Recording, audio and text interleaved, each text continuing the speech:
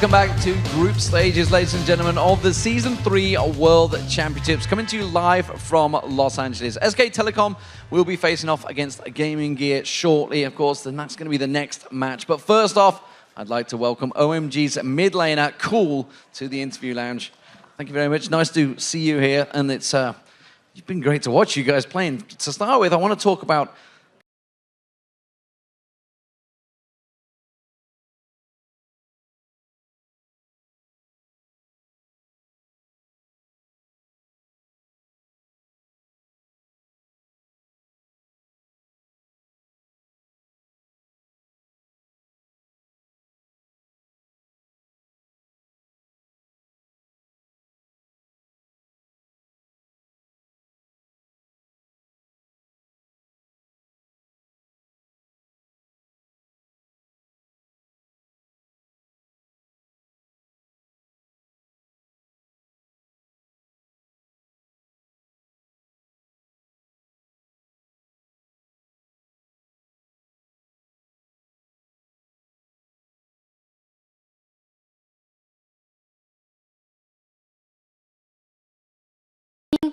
he thinks long range like a champion, so he has a little advantage in the lane phase, and by building up this little advantage by accumulating them, he's gaining a lot of advantages, so that's why he thinks it's good. now the game started unusually slow for OMG. Obviously, the lane switch almost backfired, and San fell so far behind Tabs at the start. Was the team under pressure from the very beginning from Lemon Dogs? 就是你们一开始是换线了，然后换线了之后呢，好像情况也不是特别好。然后你是怎么看待刚开始的时候游戏的情况的？因为我是中单，所以首先换线就是我们队一般都是上下去交流，然后我中单的话呢也没有顾到上下路的一个情况，然后我打完了才知道，就是可能前面没有想象中那么好吧，大概就是这样。Because he's focusing on his own lane, he doesn't really pay much attention to other two lanes, so he didn't really think they are falling much behind of other to Lemon Dogs. But he thinks they played very well in the mid phase or the late phase, so it's pretty good. Okay, yesterday you guys faced off against SKT.T1. Obviously, it was a big matchup against Faker in the mid lane, worldwide known. How do you feel you stood up against Faker and against the rest of the mid laners in the world, I guess, that are in this competition? 因为你已经打了好几场比赛了，你也跟其他的很多中单打过比赛，然后你觉得跟包括在 Faker 在内的其他一些中单，你觉得跟他们对线啊各种感受是怎样的？我就最近打了3场比赛，我觉得不管是哪一个队的，就是那个中单的话，我真的觉得都很厉害，没有，就是看那个英雄的克制吧。然后我觉得每个队伍的中单在训练赛比赛都有用过，所以我觉得都很厉害，很厉害。Because he has played 3 matches with 3 different teams. He thinks all of their mid laners are pretty good. They're very good players, and he learned a lot from each of them. And 但我觉得 Faker 还是比较更厉害一点。Faker. Yeah, but he thinks Faker is kind of the best of them. Yeah, I think the rest of the world also agrees with you. Thank you very much, Cool, for joining us, and good luck with the rest of the tournament. So, while all of us here in Los Angeles had a great time bringing you the World Championship Games, Monty, Crepo, and Doublelift, well, they've also learned a few things along the way. Well, Riot asked me to come out and be on the analyst desk. Riot graciously invited me to become an analyst at the analyst desk.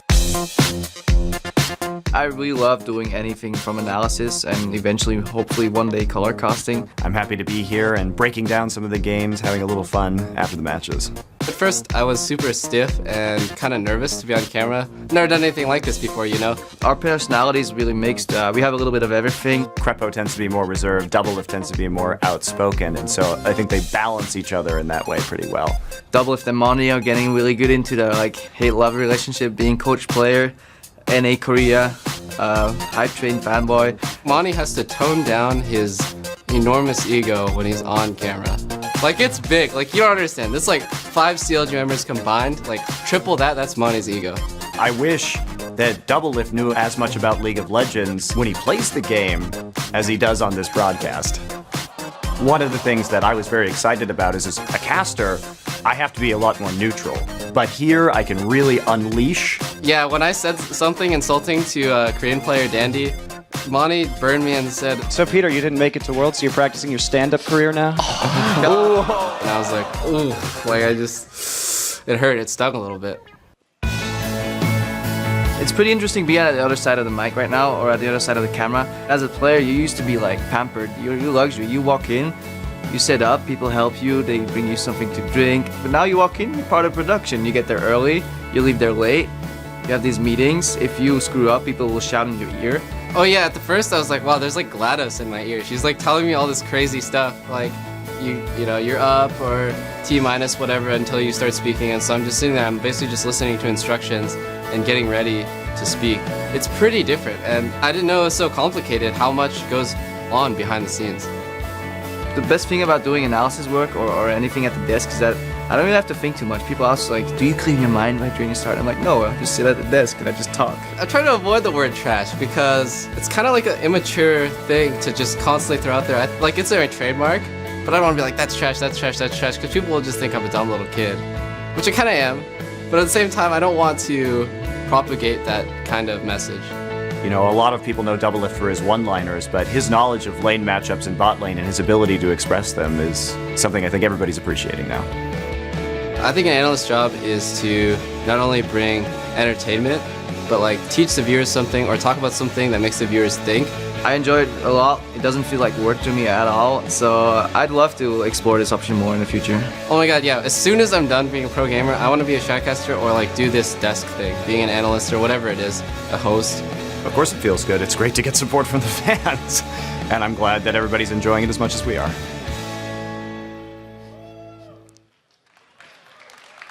I kind of miss being over on the analyst desk. It's definitely fun with all the little jokes going back and forth. Everybody's friends, though. I do want to respond a little bit to the analysis that they did, though, because they were split on my criticisms of the Abyssal Scepters. I just want to say, I think that rushing as the first item in both your solo lanes could be a little bit inefficient if Kennen had Hourglass, or if Ari had the other source of magic resist, like Athene's. And anyway. There we go. A little bit more analysis coming through on this side as well. So it's time for our second match of the day, guys. It's Korea's SK Telecom T1 versus the international wildcard champions, Lithuania's Gaming Gear EU. Seems like all the pressure is on SKT1 to perform well in this match. They came into the tournament as favorites to win this group, but OMG pressured everywhere, and he pressured everywhere that Faker wasn't, I guess, because Faker held on to his tower, and that's how OMG came up with their win. SKT is really all about Faker so far at Worlds. He's been great. He's been involved in 25 of SKT's 26 kills. Stone cold. Yeah, stone cold and a lot of fans, and no surprise, he's incredible to watch. And today, that incredibly tough task of shutting down Faker falls to Gaming Gear's Mazarine and Alanir. Yeah, if we do look back to Gamescom, the synergy between Mazarine and Alanir was really the reason they were able to get past the wildcard favorites, which was Pain, and get to the spot that they're in now. So if they want to get past SKT, they're going to need to rely heavily on that combo again. I think Alanir ganking side lanes and Mazarine roaming, coming up with some game-changing mid-game plays is really the secret here for Gaming Gear.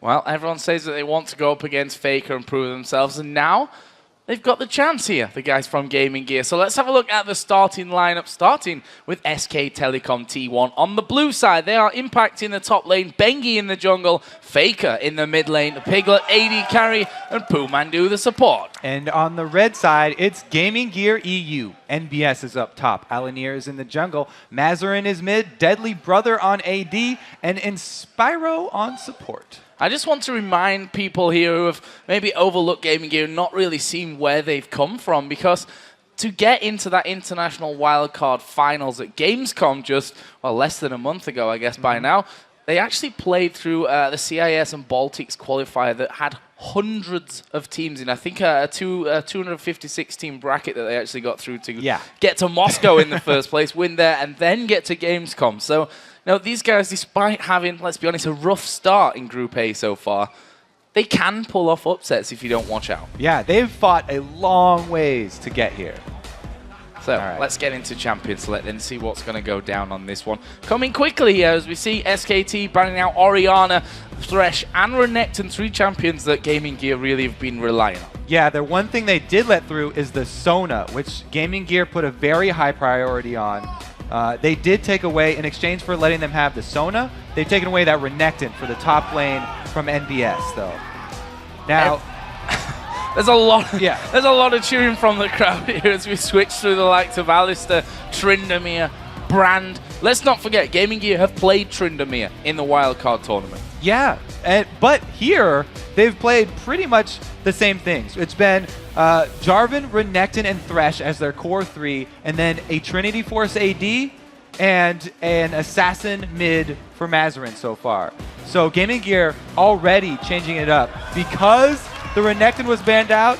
They pulled in the Aatrox. I finally get to cast an Aatrox game, but I think it will be a top lane Aatrox, which is a little bit less exciting because I love jungle. We saw a little smile from Faker there as he trolled the crowd with that brand hanging in there, but that was switched out in the end to the Ezreal. Mordekaiser, that's not going to happen. We should talk about SKT. Zyra, Shen, Ezreal picked up for them. Okay, so they have the disengage there from Zyra. Very, very popular support nowadays. Sona still being left up for Gaming Gear. I think they'll lock that in as their last support. But with the Shen as well, they do have that global pressure that's going to come from the top lane. So, other side, Gragas, a big pick for Mazarin, and probably his second champion to really go to after Orianna, which of course was banned out here by SKT1, and that Sona, as you said, probably 100% likelihood of that getting locked in here at this stage. Pretty familiar lineup for Gaming Gear. Yeah, let's talk about this Gragas on Mazarin, because this is actually a very big pick for them. Orianna's been banned out the whole time. He had a lot of game-changing plays on Orianna, but Gragas was his second favorite champion at Gamescom. He got a Baron steal that basically won them the game. He's got picks in the late game. He's very, very accurate with that usually risky ultimate from Gragas. If you miss the Gragas ultimate, we've already seen teams, some of the Korean teams, like Ozone, if you miss that combo, then Gragas is a very, very weak mid laner. But Mazarin usually on point with those, and that's where a lot of Gaming Gear's success comes from. Right now, SKT T1 got to be picking up the Fizz here for Faker in the mid, and a buy. Teemo, I'm not going there. I'm excited for a Faker Fizz, because Fizz is a flashy champion. You can pull off some very spectacular moves, and Faker is definitely the man that you want to put that champion in front of. So cycling through the likes of Victor in there as well. This guy, the crowd is even more excited than me for these interesting picks. In the end, though, this Zac probably a likely choice for MBS. I'm quite surprised that Jarvan has not even been touched here, because Gaming Gear, they've played 2 games, both of them with Jarvan in the jungle. SK Telecom have also had Jarvan in their game against OMG. That's why I was expecting a top lane Aatrox here, because I was assuming that they would just lock in that Jarvan. But you're right, Gaming Gear making a lot more changes than we initially thought. And Corki is definitely an upgrade for them as far as Trinity Force ADs go. Shucks. And there is the Jarvan, just as we thought from that one. So that will round out Gaming Gear's team, and I think a very strong team overall here, and very comfortable picks for them generally across the board. So again, they have that same mid-game AoE damage that comes from the bottom lane. Corki with all the missiles and Sona's Flash Crescendo ability gives them a nice control over the mid line, where the game-changing plays really, like we said, are going to come from the Mazarin, the long-range Gragas ultimates. They're going to hope to split up this SKT team. Meanwhile, SKT on the other side, they're looking for the Vi Fizz combo. That means somebody's dead right there.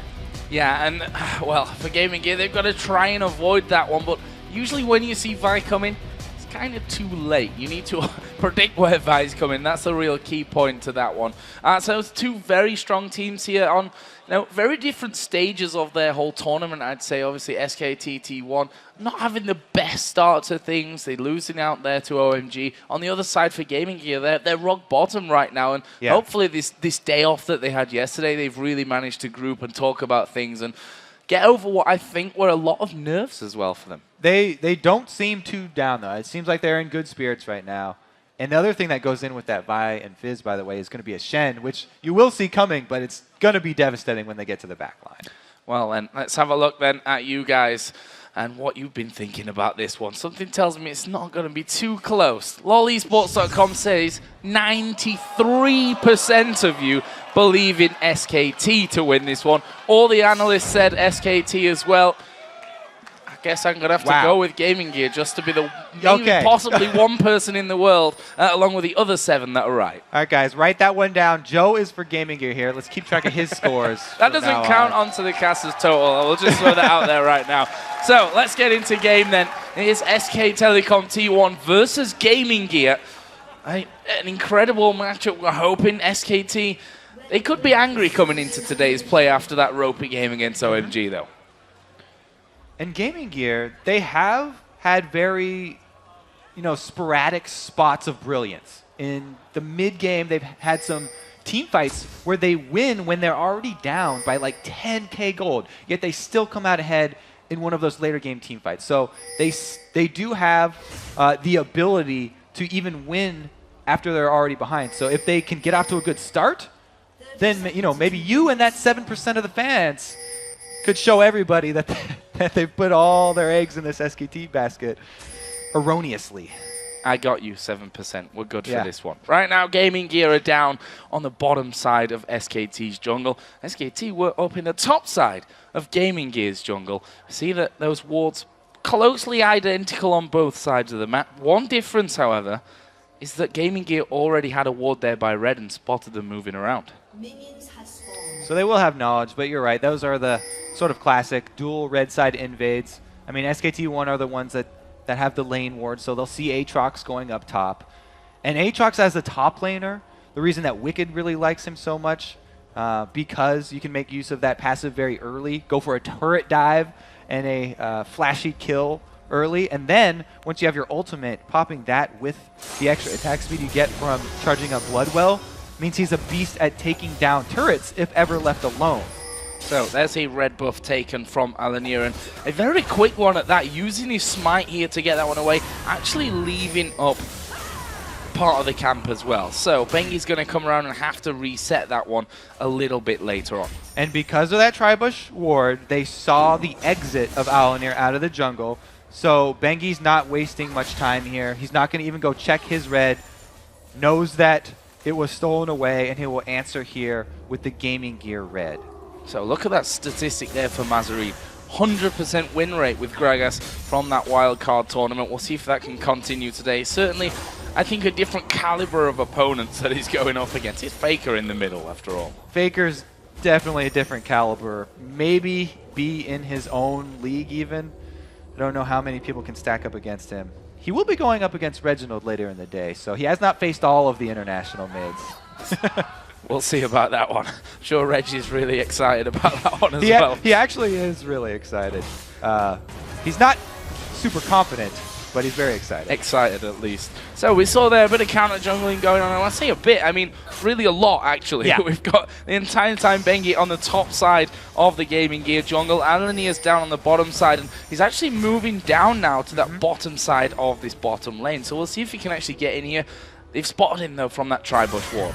Ooh, good flash there from MBS. Gets out of the Vault Breaker range from Bengi. And there was no, late flash there from Bengi. You can actually Vault Breaker flash and still land it, but you have to instantly react. It's very, very difficult to do.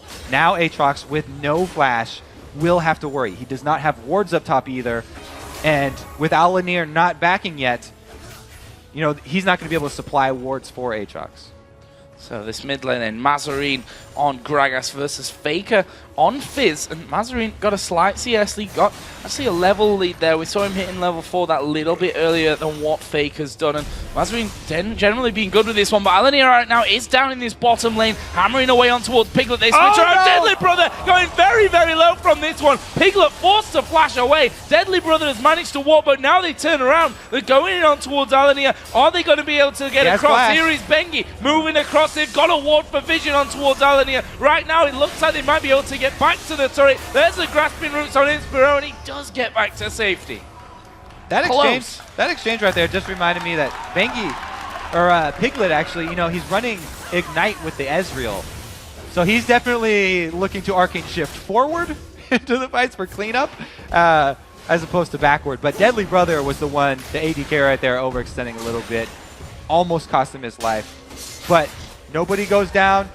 SKT1 are able to shove the wave into a turret, which is going to allow some CS to be lost right there for Gaming Gear. So Bengi on his way, and he's like, look at that. Camp all up.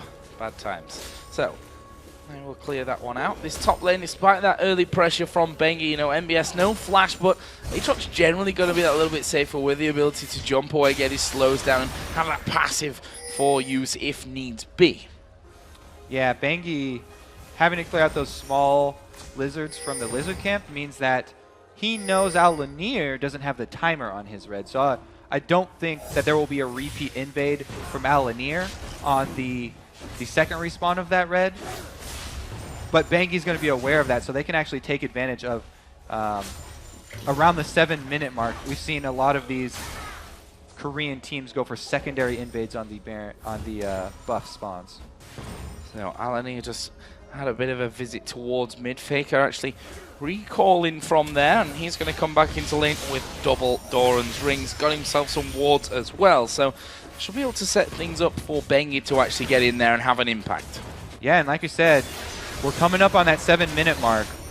So with Faker timing his recall already at 6 minutes, he's going to be ready with that power spike of the dual Doran's rings, but he's also bought Pink Ward and Green Ward, coming to clear out so much vision from that mid lane. You can see even Bengi as well as Ezreal doing their part, buying these Pink Wards. They are going to spam vision in this bottom side, which is very dangerous for Gaming Gear. So Mandu there, and Piglet taking a bit of a blast from Inspiro. Right now, Bengi is waiting inside of the tri-bush. They're going to spot him. They've spotted him there coming around. Right, and then they just back away. He uses his pink ward there so they can clear out that vision in that bottom lane. It's going to leave Gaming Gear now a little bit more conscious as to where they are positioned in that lane. Interesting. So Bengi going bottom with the gank. He's able to tell that Gaming Gear have a ward in that side bush because they started moving back only when Bengi got into vision of that river ward. He drops his pink up there to clear that one and allows Piglet to use his pink ward to clear side bush. So now Piglet and Pumandu have side bush control as well, which is very important for Zyra with the skill shot CC. Well, the funny thing is he put his pink ward down on that top side bush, but there's a pink on the bottom side as well. They're kind of missing each other on that one. There's Bengi's statistics right now for Vi. 100% win rate. Certainly a kind of win rate that you don't mess around with. As Mandu putting down more damage. He's around about half HP himself, so they need to be careful not to go too far. Up top, they've timed the flash here from MBS. It's about to run out. So Bengi's making moves up there, but they've already been able to fill in a ward easily bypassed by Vi with the dash that she has. And NBS, he's got another 20 seconds left on his flash. He won't have it for the gank. There is the taunt coming in. Where's MBS going? He's actually headed around the other side. Will pop his ultimate here. Jumps over towards that tri-bush. Already taking a good chunk of damage. Going through that turret. Is Faker going to come up to this one? You can see that Mazarin started to work his way down. And MBS, where's he going to go from here? He could have gotten out if they had a mid ward for vision.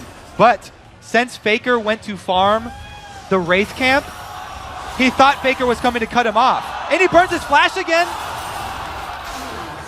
He wanted to burn his flash to try and not give up first blood and suicide the turrets right there, but he ends up doing both. Mazarin there going to throw down the barrel, but Shen going to come into this one. Lands a taunt. Mazarin is a dead man. Faker picks that one up. Meanwhile, Inspiro goes down in the bottom lane. Mandu is low. Piglet's going to chase in here on towards Deadly Brother, who will have to Valkyrie back away towards that turret. And, well, when it rains, it pours here. As Alania now being troubled underneath the turret of his own. Faker tanking that one up. That'll switch off. It's going to go down. Alania picks one up there, but that's kills everywhere for SKT. That was devastating for Gaming Gear all over the map. Aatrox dead, first blood. Aatrox passive down as well. Bangy's not done. That's Deadly Brother, and he's going to go down. But this one did manage to pick up Mandu in the process of that one, but still, it's another one spread across the board. Look at the kills here. 2 for Bengi, 2 for Faker, and a single one there on Piglet as well. They have been able to trade there. Faker, because he used the damage coming down portion of his playful trickster, the trickster part, he got tower aggro and died. As well right there, Deadly Brother was able to answer, but even more important than the kills is all the CS that they pushed up and all the CS that Deadly Brother is going to lose by being dead. So MBS, no passive at this point in the game. No flash either that was used as he tried to escape a little bit earlier on, which leaves him very, very vulnerable in this top lane. We already saw Impact there giving him a good bit of damage back after the taunt comes in. So things start to slow down somewhat. Let's have a look down the items between the AD carries. Almost a mirror image between the two, headed both up towards that Trinity Force. Yeah, that's no surprise. Both of these are the Trinity Force AD carries. I guess Kog'Maw's in there as well if you're Genja or if you're Imp. Yeah, if you're Imp looking at Genja. Double Lift is not sold on those yet still, though. So, across the map, we see already boots some ability in there for Bengi. That's going to make him a little bit more dangerous as he runs quicker around the map. Picking up an Oracle here 10 minutes into the game. Wow, that's a very, very ballsy pickup. A little bit less so with the changes to Oracles because it does persist through death now. I guess that just shows confidence that they want to be able to clear out and continue to have pressure on each lane. Deadly Brother trying to put down Piglet here as we are going to see Stranglethorns coming in. There's a crescendo, but here comes Bengi from the side. They've not seen him. This could cost them. Deadly Brother surely going to be finished off. Bengi picks up another one. This will be a 2-for-1 in the end. Right. Pumandu did go down, but a 2-for-1 and 2 more kills for Bengi. Okay, what it was Bengi was the one getting all the last hits. I forgot he was the one getting all the last hits. So the way that you exert your pressure as a jungler, if you're the one who gets all the last hits from your ganks, is that you get the mobility plus vision control of the Oracle's mobility boots combination, and that allows the first kills that your team gets to effectively pressure all lanes because your opponents don't know where the jungler is, so every single lane has to play careful or they go down just like that. That's going to allow a Dragon pickup here for SKT. We also saw move from Impact there, going between the inner and outer turrets in that top lane and stealing away that entire wave of minions. Faker actually did start to come down, by the way, to that bottom lane to see if he could get involved in a few more kills. In the end, though, it's Bengi who's soaking them all up. Oh, yeah. MBS and Impact here can have a bit of a fight with each other. Actually, Alanir is coming around the side as well. Impact pretty tanky already with that Sunfire Cape in there. He's not actually seen Alanir coming down, so this could be deadly as Jarvan does come around there. Impact down to below half HP. He's going to try and stand United away, and he is going to get away. Wow, brilliant from Impact. Straight to base. Nice recall. He's got a good shield down there, ready to buy. It is going to give them the tower pushing power that we talked about for Aatrox, and that combined with Jarvan will be enough for Gaming Gear to claim the first turret of the game. First turret of the game for Gaming Gear there. Exactly, or not quite exactly 3,000 gold behind, but certainly close enough from that one. Bengi here going to get things kicked off on the blue buff. We'll see Faker come around and collect that one for himself. On the other side, Gaming Gear's blue buff is available for the taking as well for Mazarine. Yeah, Bengi actually doing a very good job of showing why it's a good thing to let your junglers have the kills, because they can visit all of the lanes and pressure the entire map because of the early roaming advantage that they have. And I also like that he's building into that spirit of the ancient golem on Vi, because it will give him some HP to make him a bit more tanky and tenacity for him to allow him to get out. But cooldown reduction is really the best way to scale a jungle Vi as they contest for this blue here. There's enough pinks on Gaming Gear, though, that they are able to chase off SKT. Anyway, cooldown reduction is amazing for Vi because proccing her denting blows is the way you get so much damage.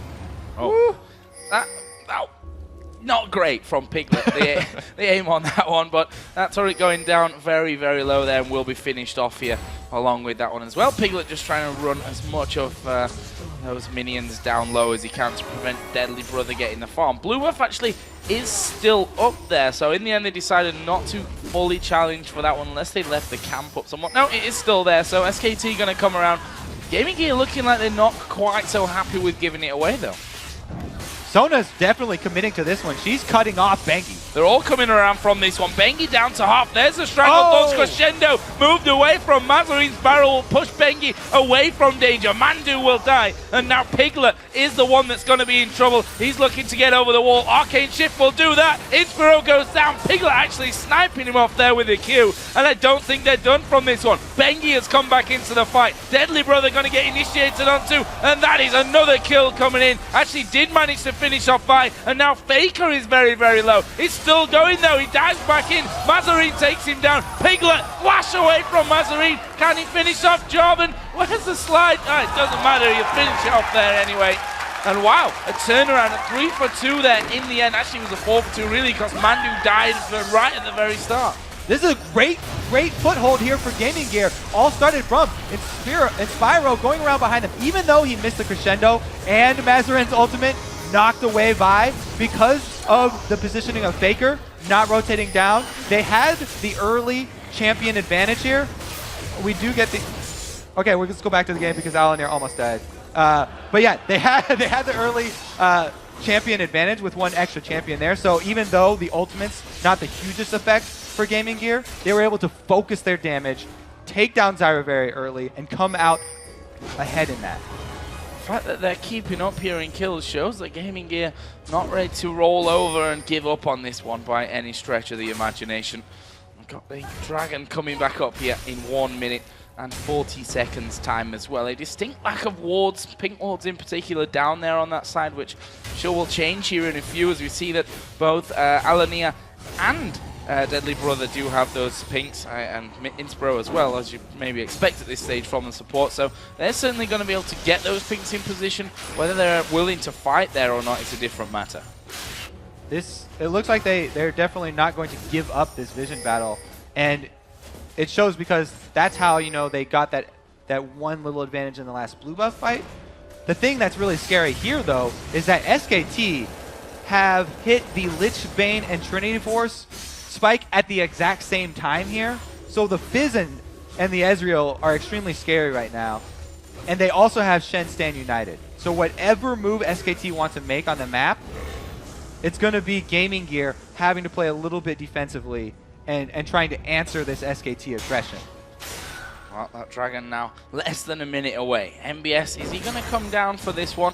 You can certainly expect that a 5-man presence is what Gaming Gear are going to be planning for in this one. There's a couple of wards there put down in middle just to keep vision up for SKT. They're actually going to lose their tower here in this mid lane. That's going to put Gaming Gear back in the lead when it comes to towers, and they're not done. They're still pushing. They're getting very deep here. If SKT collapse, they have the advantage in this team fight. Deadly Brother still has 12,000 gold sitting on him. His Trinity Force has not been completed. Oh, they've held up Inspiro there. And the grasping roots. Bengi moving forward. Shen can get involved as we see Ezreal come around this bottom side again.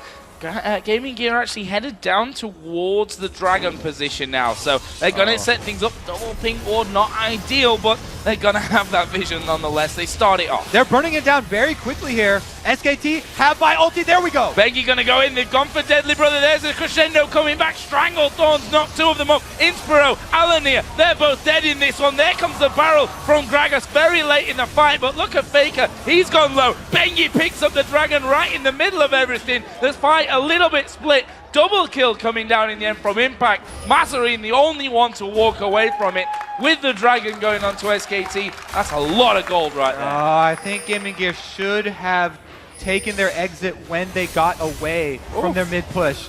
Now Mazarine's still pushed up here, and it is still dangerous. Even though Vi and Shen ultis are down, He's got to be careful. Piglet taking a blast from Mazarine as well there in the end. Didn't fall, so that's all good from SKT's side of things. Look at the kill spread as well again after that one. 2-0-4 now on Impact Shen. 4-1-5 for Bengi. 2 kills in the mid for Faker. And a 5-1-4 Ezreal here for Piglet. That is scary. Here's a fight again. All right, so because SKT had collapsed earlier, Gaming Gear try and get Dragon and chew this one off. There's a good double taunt after Shen comes in. It was a beautiful, as well, ultimate there from Zyra, knocking them up and controlling them. But the Dragon still low means that even after all the kills that SKT got, they also got that Dragon gold. So it was just an all-around win for SKT. And like I said, I think Gaming Gear bit off way too much because they had shoved down mid with very little resistance from SKT. They were fooled into thinking that they had the teamfight advantage and they could go for a Dragon before basing for Deadly Brothers Trinity Force.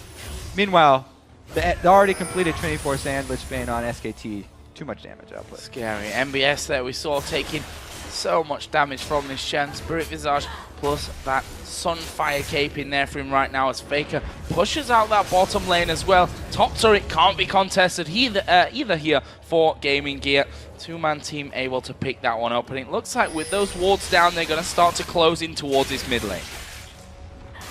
With the amount of gold that SKT got from that last team fight around Dragon and the Dragon. Oh no, Mazarin's going for it. Yeah, Chum the wards goes down, but good flash. Yeah, gets really himself back towards safety there with that body slam plus the flash coming in. Faker though, he'll be happy with that. Your flash has gone down. I can keep pushing it. Next time around, you're not getting away. Very, very dangerous now as Faker's already heading towards that hourglass for the extra rotation that he can get off.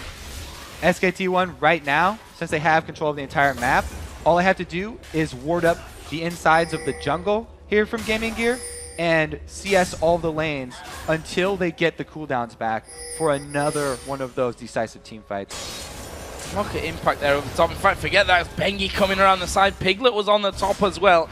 But this top lane, as I was mentioning, Impact so very strong with this Shen at this stage. Done brilliantly with his taunts.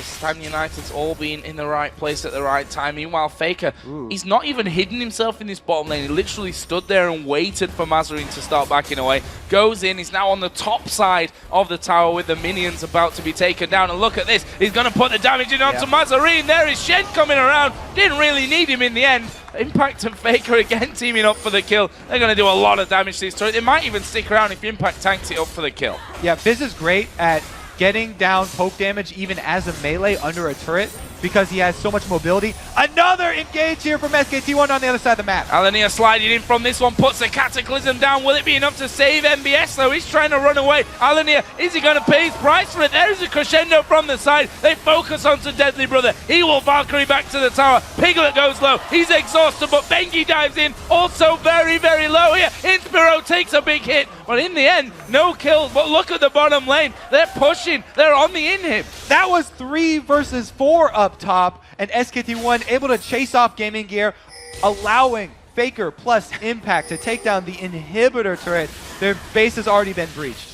Base is breached. There we saw Inspiro, or didn't see really Inspiro going down, but I'm sure it wasn't that entertaining anyway. Bengi just getting straight in there. That's a 5-1-5 buy. Look at this though. Deadly Brother goes straight in over the top with a Valkyrie, trying to chase down Piglet, who's already very slippy. There's a bomb landing. Mazarine is coming in there as well, but Ezreal, being Ezreal, will be able to escape. Aatrox with his passive down is very vulnerable, and his dash is gone. Yeah, 3 men on top of him right now. Chances of survival, 0. Faker gets that one. That's his 4th of the game right now, and 1 by 1, they're falling here, and Faker's not done. He's looking for more. Actually, he'll back away and recall. Or in fact, the entire team of SKT are going to recall. They've got plenty of cash to spend right now.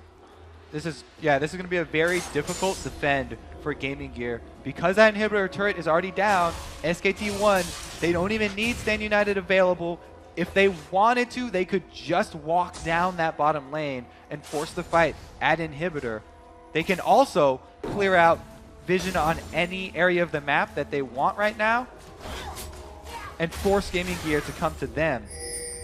It's an 11,000 gold lead that SKT are currently sitting on. Those wards that were put down by Gaming Gear are going to be just as quickly taken away from around the Baron pit. And SKT, they don't even need to risk Baron, but in the same token, they can fight Gaming Gear if they come anyway. This should be a win-win scenario for them. It is actually very dangerous for Gaming Gear to get next to this Baron wall because Faker can jump right over. And there we go. Faker dives in. Deadly Brother. He's going to fall. Inspiro getting hit by the True Shot Barrage. Will have to back away. I see Alani is still in there trying to take down Mandu. But honestly, it's just a matter of time there as he gets knocked up. He gets taunted and finished off in the end by Piglet, who's now back on the killing spree at 6-1-5. SKT, they're going to go straight back into the Baron pit. This should be theirs. Yeah, when you get this far ahead, you have the money to clear out the vision around Baron to force your enemies to come to you, and then you also have the items to back up the picks when they come to the edge of the Baron pit. Vi, Fizz, Ezreal, Shen, all can get right over there, and Zyra can throw her snare over the side, which is what she needs to get down. So very, very tough place for Gaming Gear to be in. At least Gaming Gear is able to answer with the Constellation Dragon. An added bonus, or a little bonus, I guess, because they're not really added, just to bolt on to what happened a little bit earlier on. SKT, well, that gold lead is 12,000, 12,500 even at this stage of the game. We see that that's actually the first dragon of this game for Gaming Gear. We'll see if they can do anything to stay in this one. Right now, though, they're going to be on the defensive. SKT T1, they've got Baron on, they've got a massive lead in both gold and obviously then translated into the items. This is a dangerous time for Gaming Gear. And they've got a massive lead with a team that has a guaranteed engage. They've got Vi backed up by Shen and Fizz the Assassin. Like I said, very good at poking under turrets even though he's melee. Wow, that's Alan here. Two-shot barrage comes across there. And just that combo almost taking him down. Faker moved in as well. Suddenly Dancer's back, and all that time has managed to pick themselves a turret. Faker actually uses Zhonya's there, but Mazarin didn't explode the barrel till the Zhonya's actually came out, and he took the damage for it anyway. Never mind, Faker goes back. Rest of SKT still hanging around there. Shen still pushing this bottom lane out. There's not a lot left in this game for Gaming Gear. And they continue to push as well there on the steps, and there's so much on the back foot here, and SKT, honestly, they're going to have to make a big mistake. Probably even more than one mistake at this stage.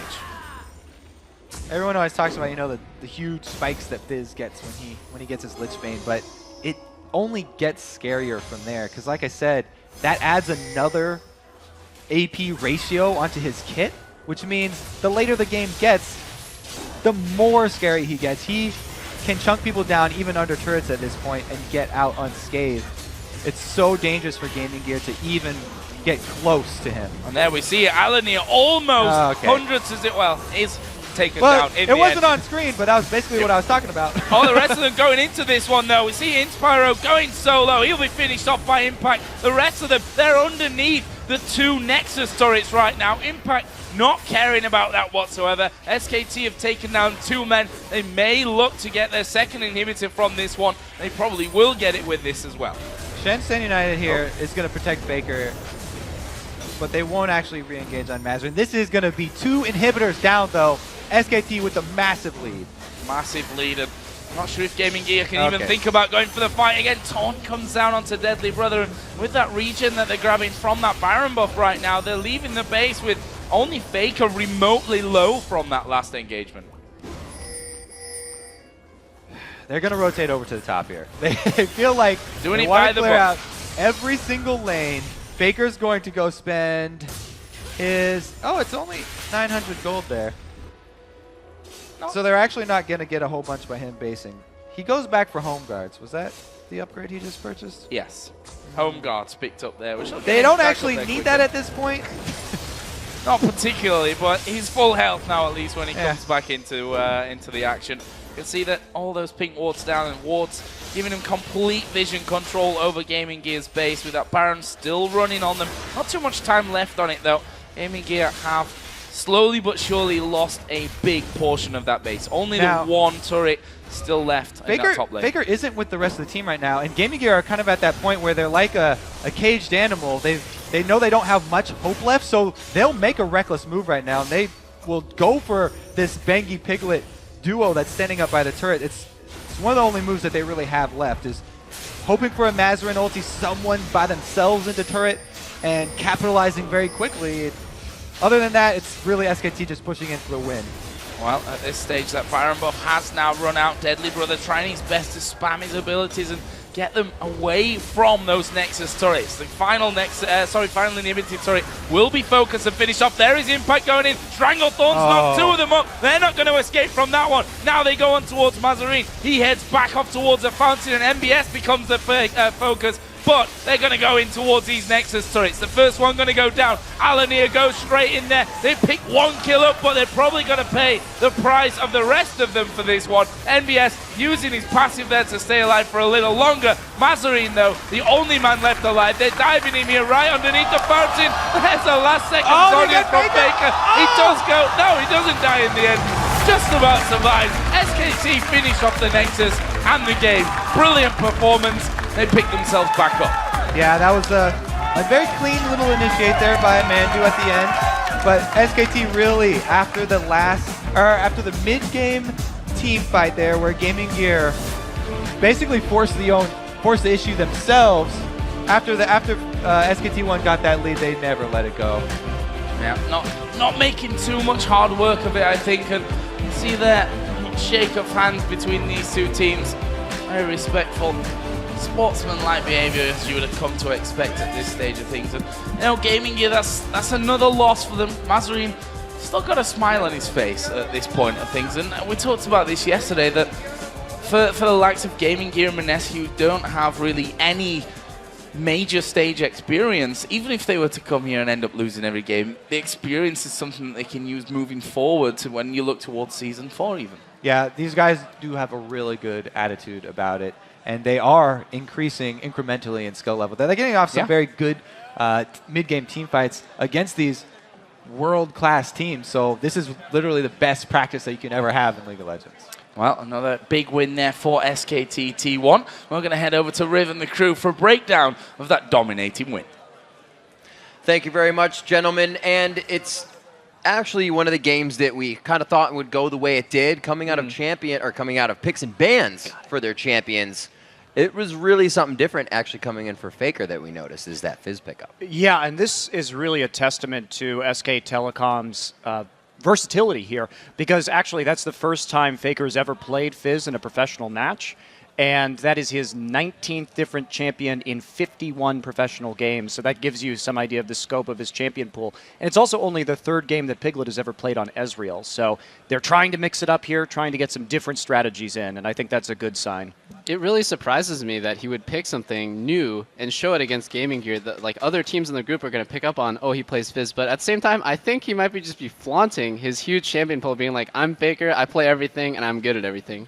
I just think it's the opposite. If you have a chance, if you get into a game where you're top favorite to win and you have a little bit of leeway, let's face it, they're outclassing the other I'd team. agree with With that. all respect to Gaming Gear, you cannot like discredit that SKT1 is like a giant compared to them.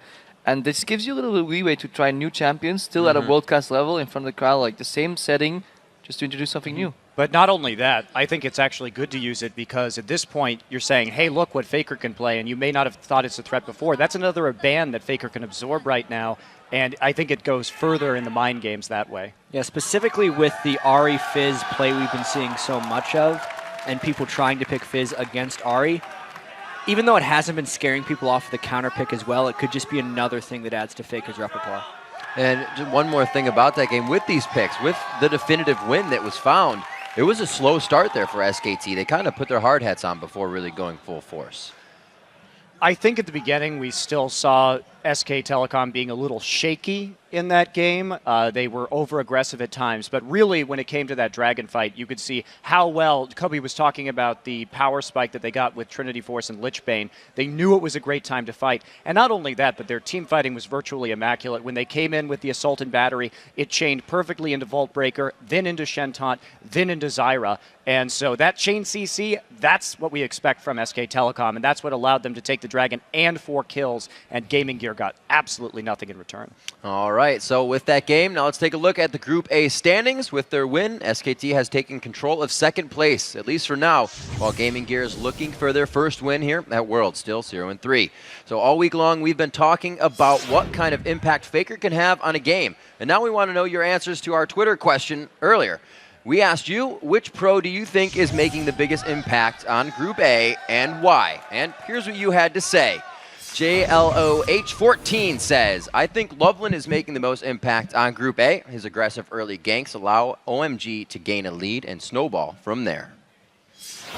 Ironically, though, his not-so-aggressive ganks made him also get a lead in the Lemondogs game because he completely dodged Dexter camping out. I actually met up with Dexter during this game, and he's like, yeah, I will camp top lane for like a minute. But where was he? And yeah, we explained to him he was mid, so Loveland, like, next level reads. All right. Mnemonic C or Mnemonic G says, Dyrus is the most impactful player in Group A. If TSM has a rough time, he's going to be the one to keep their heads in the game. How do you guys feel about that? I think Dyrus is a very consistent player, but I wouldn't say that he is the most impactful. He's not a big playmaker. He's more of just like a rock that will always do well, always like carry out his job. I feel like Dyrus is really strong, probably one of the best top laners in his group. But to say he's most impactful is, you know, a little questionable. All right. Bossa Nova, sweet name.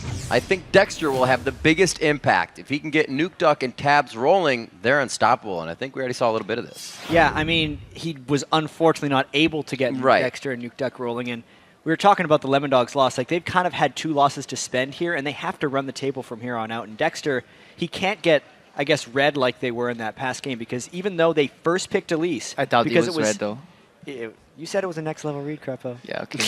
Damn it, I got put on the spot there. Yeah, but if it's an Elise that you're first picking, he needs to have a larger game impact than he did in that last game, because they gave up Kennen for that, which was very valuable. All right, our next winner and answer, Nick CSGRV says, Faker is making the biggest impact so far.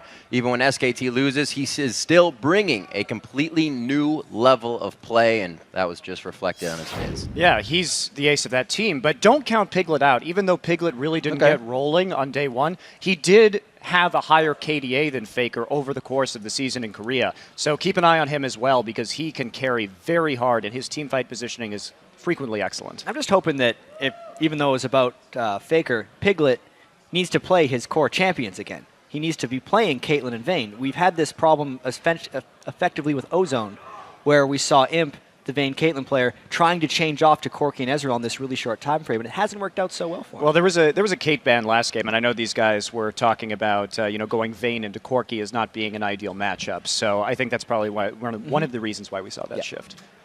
All right, so with those 5 answers locked in, our social media experts actually found one last one straggling along. And this one is from Scumbag Crepo. He says, I think Impact will have the biggest impact in top lane. Get it? Really? Yeah. Well, I had to try. I don't get it. No, you don't get it? I'll explain to you later, Peter. I just really wanted to win something. I mean, after losing all those predictions, I just wanted to try and win, and I felt like I really had that one. Is it winning when you just call into production and say, guys, I made a tweet?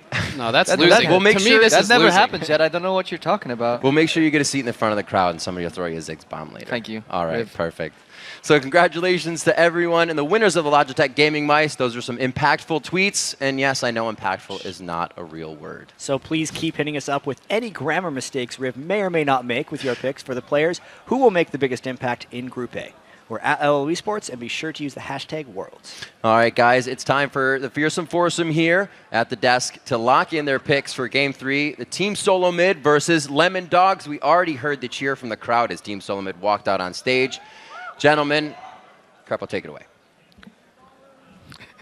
Okay, sorry. Yeah, I was expecting something else there. I'm going with Lemondogs here. As much as I'd like to see TSM bring back a game. Ooh, you got a boo. I'm getting booed. It's going to be a lot of that. It's not my day, is it? I keep losing prediction. The crowd's booing me. But at least I got my tweet on the screen. It's a small victory for you, dude. TSM knocked my team out of Worlds, so I'm going to go ahead and say Lemondogs. Boo. Oh. Boo, dude. Love for the Lemondogs so far. Mani? I'm going with Lemondogs, too. I think they looked really strong against OMG. They're getting better and better as the tournament... I hear the crowd. Double lift, Scumbag Crepo, Monte Cristo, DSM. Nice chant, guys. Nice chant. Thank you. That's quick. I feel like you planned that beforehand. But really, I have to go with Lemondogs as well.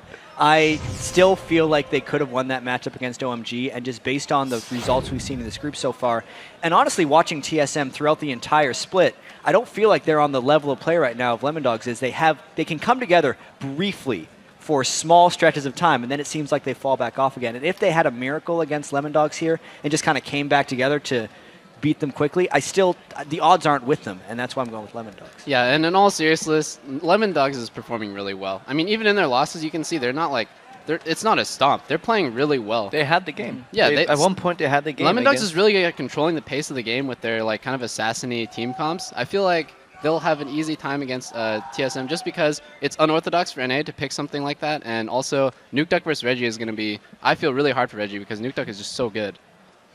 We actually noticed that I saw when I was walking around that a few of the TSM guys weren't really even watching the games that, you know, their teams they were going to play against. What is it for you guys to know that you have a few games and you're going to be playing against the same teams? Are you in your seats watching that game happen, Crepo Double? It all depends on like what your personality is, because you can't, even though you say like, oh, they weren't really watching it. Right. Maybe that's just them getting their head clear, because I mean, expecting for World Finals, your research is probably done before the day you're actually playing. For sure. You can always pick up some last-minute tendencies, but they probably want to clear their heads, stay like away from the games, and then when they go up on a stage, they're nice and clean to start. At the same time, though, it's really important to see how somebody's playing that day, because tendencies will roll over from game to game, day to day. Sometimes you can change a habit from a week to a week. You know, if you're looking at Lemon Dogs at the playoffs or something like that, if you see what they do today, it's really a good indicator of what they're going to do against you. So I don't see any reason for them not to watch Lemon Dogs. And as a coach, too, of CLG, I would encourage my players to watch the games before the matches. Thanks, Coach Monty. Should have done it a little more, though. Ooh. So should I have. There you go. At least being humble about it. So to each his own in the preparation of a game. Right now, we have to take a short break, but when we return, Reginald and team Solo Mid take to the Rift for their first game of the day when they battle Nuke Duck and the Lemon Dogs. Plus, SKT's world-class mid laner Faker will join us to talk about their 2-1 start to the tournament. Don't go anywhere. The Season 3 World Championship live from Los Angeles. We'll be right back.